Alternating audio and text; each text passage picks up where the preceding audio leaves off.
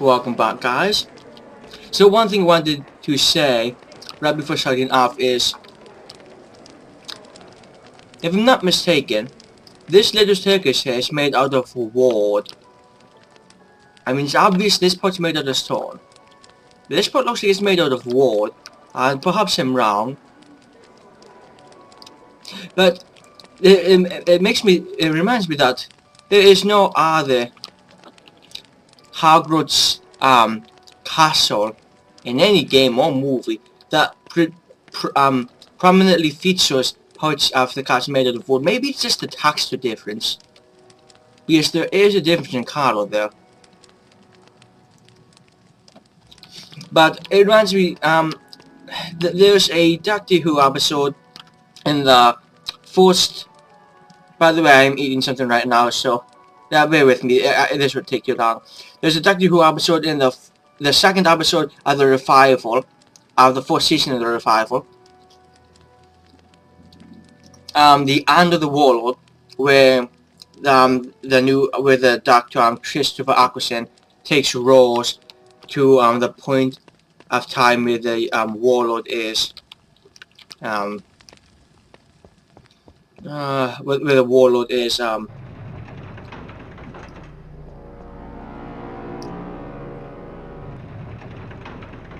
where it's been blowing up. So, and I enjoy Doctor Who. I've not only watched all the episodes of the revival, I've watched... Wow! Did you see that? Professor Snape just came out of the Forbidden Corridor. He's limping quite bad. Well, it is limping too. It's not that amazing. Let's take a look before Filch comes back. Hear that growling? No, I don't. I think there's something awful down the corridor.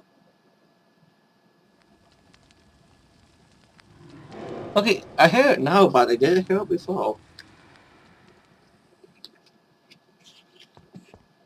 Better tell me on the run. We'll be late for our defense against dark arts lesson.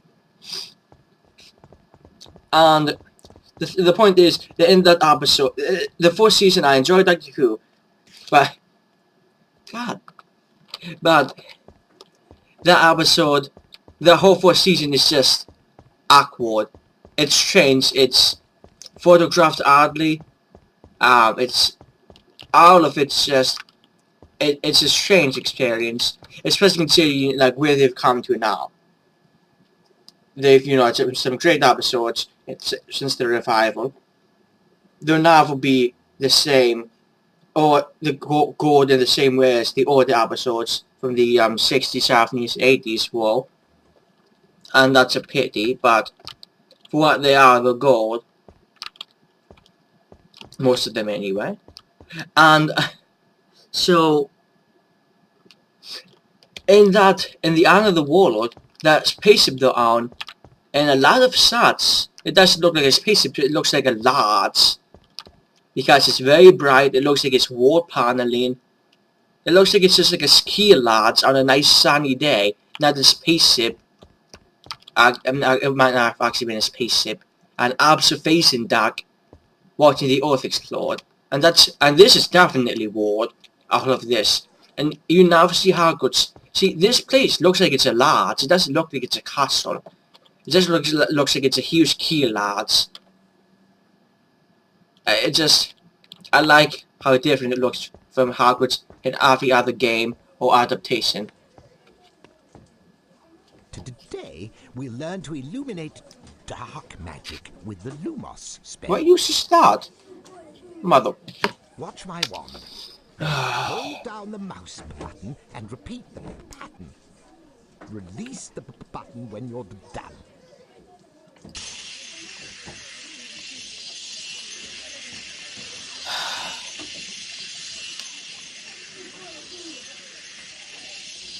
You know, when I was sleeping that bit ago, I had a nightmare about this. Holy shit! 71? Well done.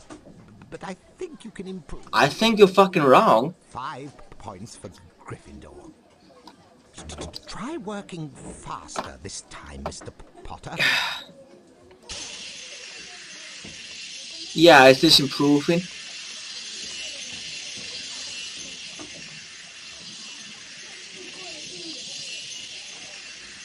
safety one. Improve my ass.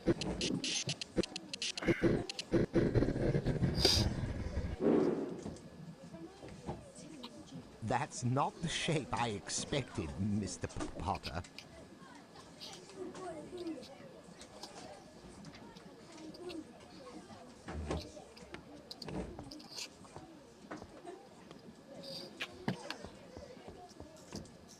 If I'm not mistaken. You may begin the Loomis challenge to practice the spell. Follow me, Mr. Potter. I'm going to let him talk for a second. Hold down the mouse button to aim the spell. To cast Lumos, let go of the button.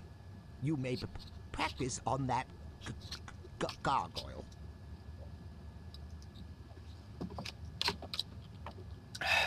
So as I was saying, if I'm not mistaken, I'm pretty sure this is the last spell we learn in the game. Quite bright, isn't it? Now you can cross the chasm and collect your challenge stars. I'll meet you at the end. Don't dawdle, Mr. Potter. Cast Lumos on the statue to expose the correct path.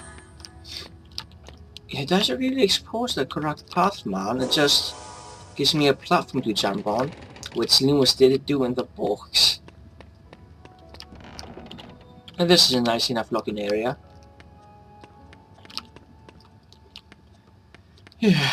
So,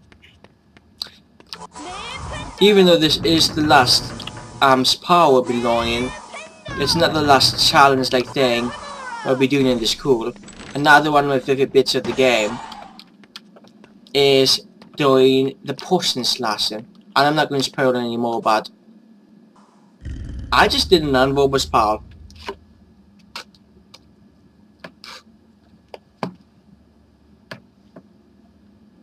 And yet, if I bragged about it to all my friends, nobody will believe it. And it's just, again, it's a lot of my liking this game has to do with the scenery of Hogwarts that we never see again. It's one of my favorite things about the game. And so while we're in the dancings during the potions class, I laugh, one, what the potions classroom looks like, and two, everything else about that part of the game.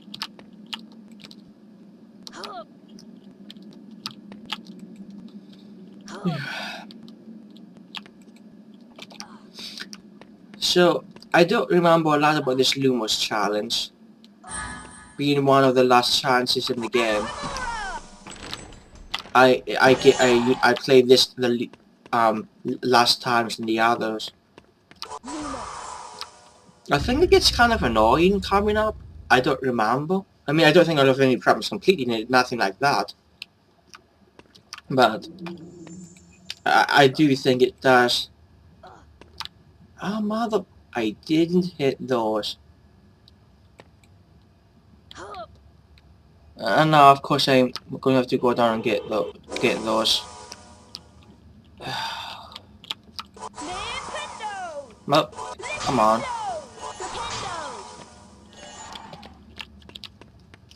348 beans.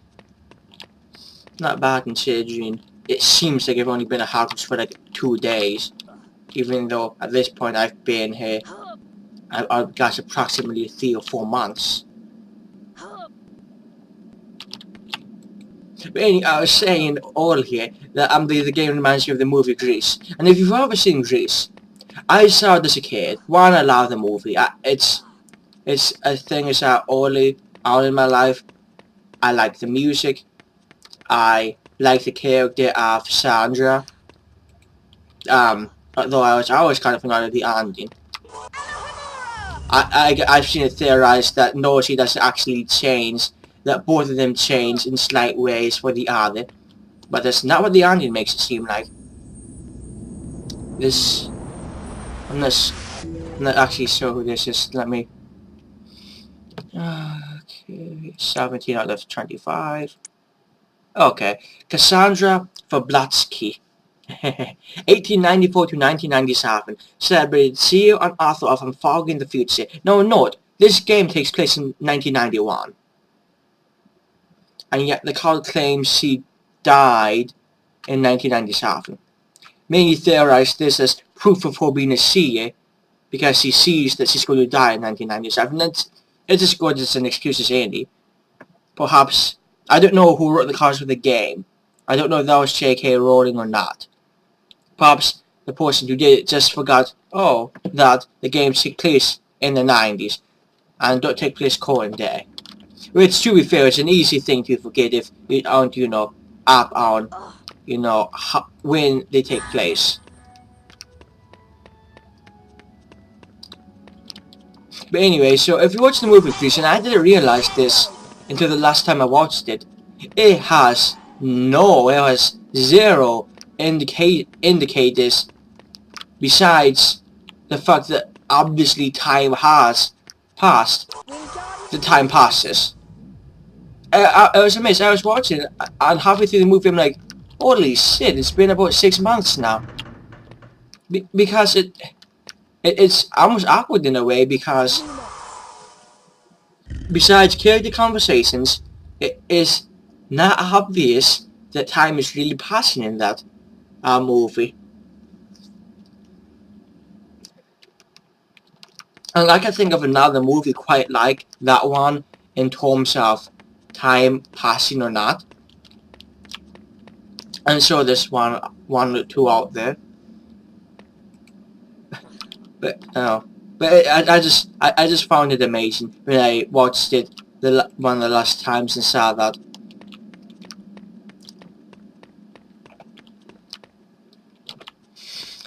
Let's see, anything impressive up here? Actually, I think I'm gonna hit the other one.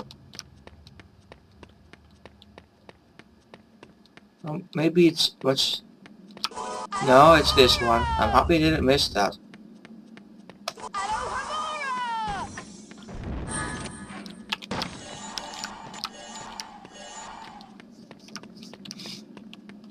Okay, I'm guessing there are probably tons of towers in this. So let me hit this gargoyle. Actually, let me hit this portrait and then hit this gargoyle. Really? That's the most obvious hit this portrait into secret passage portrait in the entire game.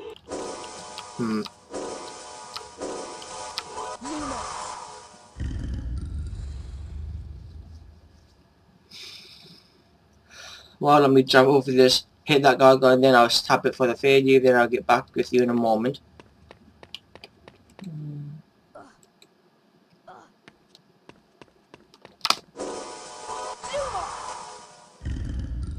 This game is a lot more convenient than the second game on the PS2. Because, to be fair, I guess the PS3. But, that game, you have about, I think, 10 powers. Maybe even more. And every time you want to use a different power, you have to change it. In your list of powers that you can cast. And when there's so many different things, powers to use in the game, it gets kind of annoying changing them every time. So I'll hit this, and I'll see you guys later. Thanks for watching. I appreciate it.